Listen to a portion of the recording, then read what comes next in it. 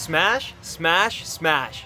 I love it, you guys obviously love it, but does Nintendo really love it?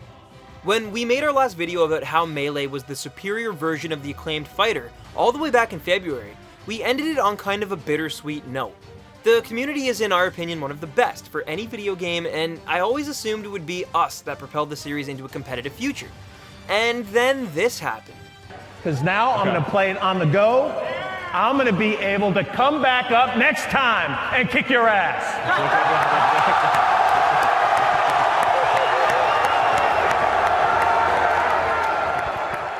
And this.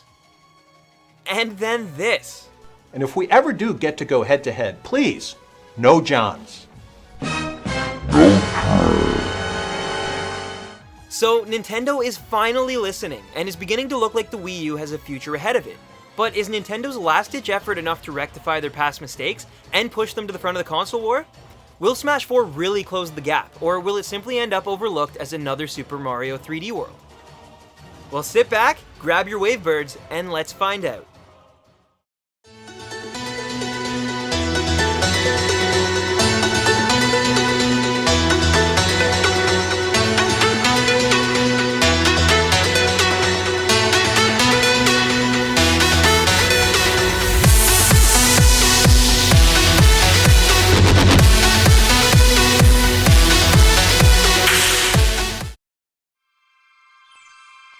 Now, before we delve into the Wii U's abysmal numbers, we have to do a little research into Nintendo's rich history. In this case, let's go back to the year 2008, which admittedly isn't even really that long ago. This is a major year of note for the Big N, as it was essentially the year that killed the GameCube and cemented the original Wii as the #1 console of last generation. Throw in the fact that the Nintendo DS was selling nearly 100 million units, and you have yourself the greatest financial year in Nintendo's history. Please understand that I'm too busy diving in a pool of money a la Scrooge McDuck to worry about your precious Xenoblade right now. But beyond the monetary success, 2008 was also an important year for software, and one of the crown jewels in Nintendo's lineup was Super Smash Bros. Brawl. This game, with its built-in hype, went on to sell a whopping 12 million copies, a number that bested its predecessor by more than 50% in overall sales. In fact, Brawl currently makes up nearly 50% of total sales for the entire Smash Bros. Series, which is pretty impressive for a game that has 3 versions of Star Fox. Landmaster indeed. Anyway, so this is good, right? I mean, if Smash sales increase with every iteration in the series, then the new games are bound to follow suit. The answer, of course, is an affirmative maybe. See what I did there? Now, the problem doesn't derive from the 3DS version, like at all, as the system has sold over 45 million units, and the game is expected to sell between 6 to 8 million copies throughout its lifetime. That's as close to shooting fish in a barrel roll as you're gonna get. No, the problem lies in the Wii U version. Currently, there aren't even enough Wii U's in homes worldwide to play every copy of Wii Fit sold in existence, and for every Wii U sold, there are currently more than 5 times as many copies of Wii Sports Resort collecting dust in your grandparents' VHS cabinet. This is scary news that Nintendo is fully aware of, and beginning with this year's excellent display at E3, they're going to do everything in their power to ensure Smash 4 is the definitive console seller of this generation.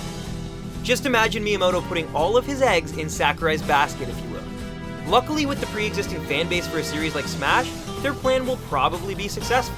And with both versions of Smash, and of course Mario Kart 8, I'd wager this will easily be Nintendo's best fourth quarter financially in years.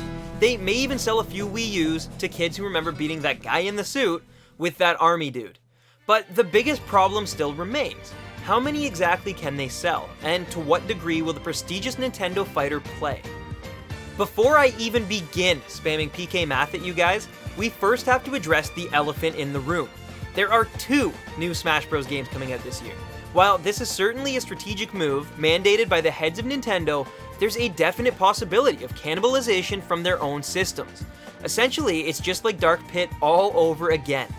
Many consumers like myself will be buying both, but unless the console version shakes things up and offers a truly remarkable experience, it's unlikely that Baby Jones down the street will be getting both under the tree this year. With that obvious fact out of the way, let's get into some concrete numbers and get an accurate idea of how much of a push Smash will really give the fledgling console, at least short term. For this estimation, we'll have to look further back than the Wii. That's right, we're going all the way back to the glorious days of the purple lunchbox, the Nintendo GameCube. The reason we have to look at this unbreakable piece of plastic and not the Wii is because the Wii was an anomaly of sorts. It appealed to a demographic not commonly seen in the gaming industry. In Gladwell's terms, it's what we refer to as an outlier, or something that breaks the typical trend. So with that out of the way, let us focus our Duck Hunt Zappers on the GameCube and Super Smash Bros. Melee.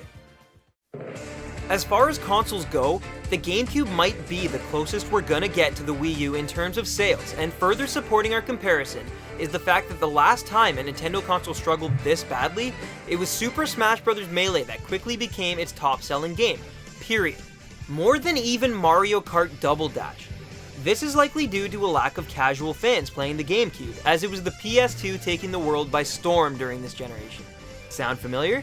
Well, just like the Cube, the Wii U also seems to fit into that same niche Nintendo market, and with the promotional push Nintendo's given it, I am confident in claiming that Smash 4 will become this system's best-selling title as well. Now that we've set our parameters, let's crunch some of these numbers. The Nintendo GameCube sold a combined total of around 22 million units in its 5.5-year lifespan, and Super Smash Bros. Melee sold approximately 7 million copies in that same amount of time. That's an average of around 32% of all GameCube owners that also owned this game, and they weren't even bundled with the system.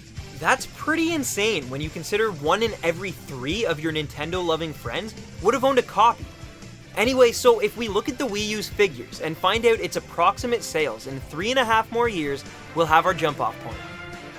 By taking the current number of units sold and multiplying it by the same percentage of growth that the GameCube experienced, we can magically turn 6 million units sold into about 15 million by June 2018. And if we take that 32% ownership I mentioned earlier and apply it to those 15 million possible units, then it stands to reason that Smash for Wii U will sell just under 5 million units.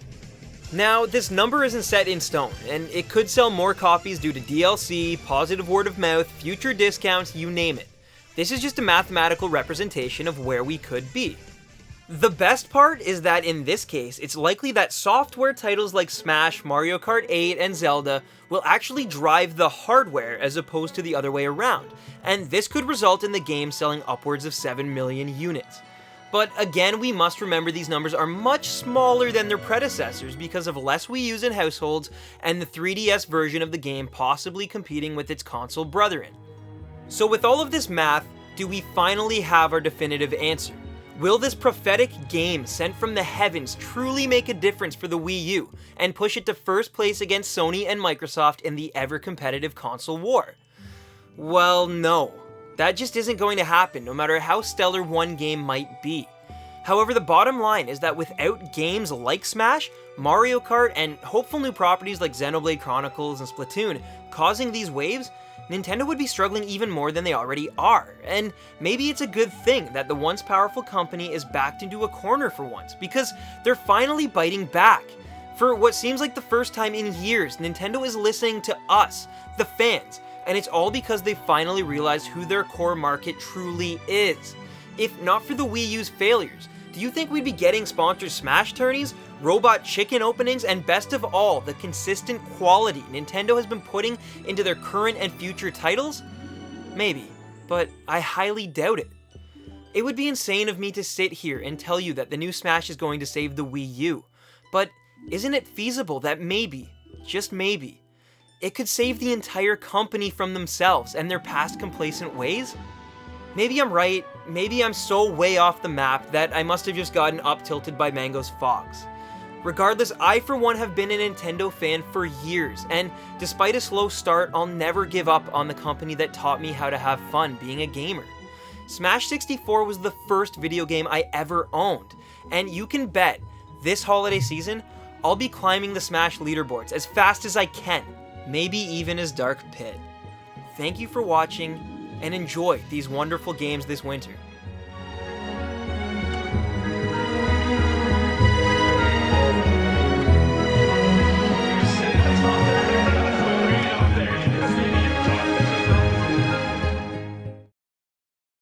Hey guys, thanks for checking out this vid, and if you enjoyed our content, here are 2 other Smash-related videos.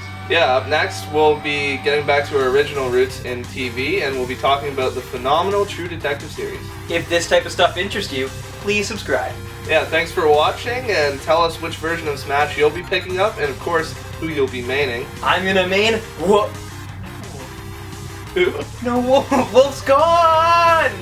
Anyway, Bad. we'll see you soon, guys. Thanks for tuning in. Yeah, take it easy. Bye.